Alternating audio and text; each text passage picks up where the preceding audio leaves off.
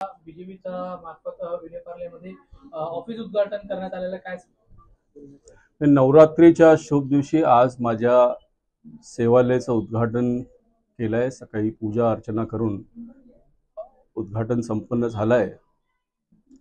राजकीय क्षेत्र असताना अनेक लोकांना भेटायचं असतं आणि अशा वेळी कार्यालयाची नितांत आवश्यकता असते, म्हणून आज विलेपार्ल्यात या कार्यालयाचं उद्घाटन केलंय। सर, राजकीय थोडीशी घडामोडी पाहता ही जागा निवडण्याच्या मागचं काही कारण असेल?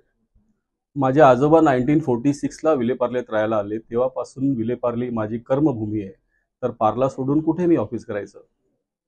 सर, अजून एक प्रश्न आहे की विधानसभा आता आगामी विधानसभा जवळ आलेला आहे, तुम्ही देखील इच्छुक उमेदवार असं सांगितलं आहे, तर तिकीटच्या बाबतीत तुम्हालाही कन्फर्म झालं ते काय सांगाल त्याबद्दल? पक्षात माझ्याकडे महामंत्री म्हणून जबाबदारी आहे।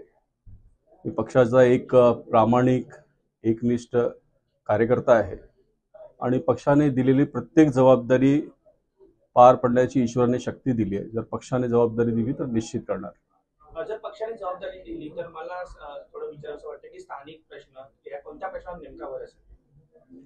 विलेपार्ल्यात airport, traffic, slum slum rehabilitation असे अनेक प्रश्न, याशिवाय विलेपार्लेतील युवकांचे मुद्दे आहेत। या मुद्द्यांवरती इलेक्शन असेल। महायुती एकंदरीत पाहता तुम्हाला वाटतं का की उमेदवार भरपूर इच्छुक आहेत आणि त्यांनी सुद्धा आपली दावेदारी समोर आणली आहे, अशा वेळेस पक्षश्रेष्ठी कोणता निर्णय घेते?